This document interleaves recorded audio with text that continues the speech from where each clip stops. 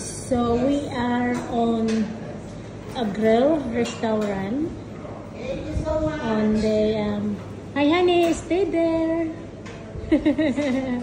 So punta kayo dito sa Engelbern. Ang sarap ng mga pagkain nila at ang dami nang bumibili. Ngayon ay medyo maaga pa. So, yan, daming bumibili dito, daming kumakain. Maliit lang sila. Maliit lang sila. Pero, ang sarap ng pagkain nila. Susubukan ninyo kung nandito kayo malapit sa kanila. Subukan ninyo yung mga pagkain nila. Ayan. O ate, mag-hello ka. Ayan. So, may restaurant dito na iba, pero nagustuhan ko talaga yung mga pagkain nila. Hello mga kaibigan! Thank you!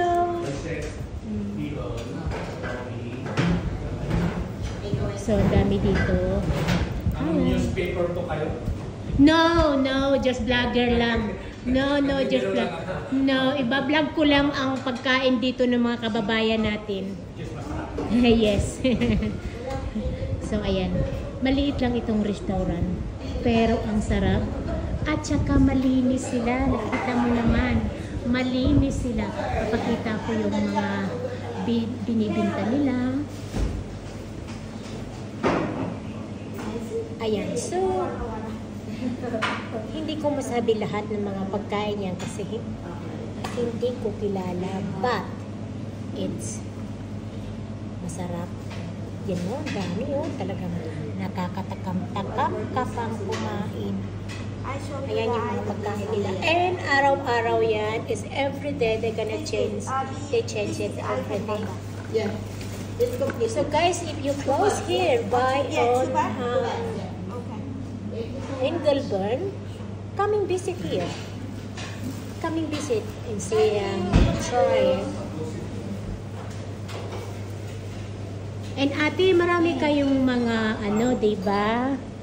Mga iba't iba pang mga luto dyan. Pwede pa rin mag-order na nasa menu. Okay. Bukod dito sa mga nandito sa harap namin. So you can still order pa sa menu namin. Here's the menu. Yes, okay. Good. So kung gusto niyo ng order, like short order, pwede kayo umorder. Very aside good. from this one. Yes, very good ate. Very good ate. That iba't ibang araw-araw yung mga paninda niyo, di ba? Yes, iba-iba yung araw. Tapos, meron din kami palang catering. Oh, very good. Yes, may catering kami. So ate, nasaan telephone number mo? Pakita mo. Telephone number namin is... Pakita mo yung telephone number mo para may card ba kayo. Yan, ayan. So, punta lang kayo dito. Subukan nyo. Para tulong natin sa mga kababayan natin. Ayan, thank you. Then that is not the one they still making. They still have dessert, the cake there. So I have buy that because I like that one. And it still got some crackling. So let's go, guys, and I'll take you at the front and where about the location. Yep. Okay, so this is the location. It's very close on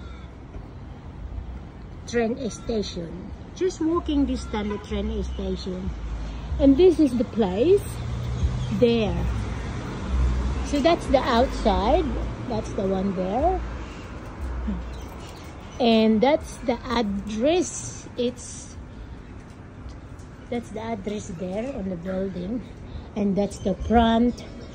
And yeah. So guys, please come try on this restaurant. Very, very yummy. And talagang masasabi ko sa inyo na talagang masarap ang pagkain nila. Thank you for watching. Please and share.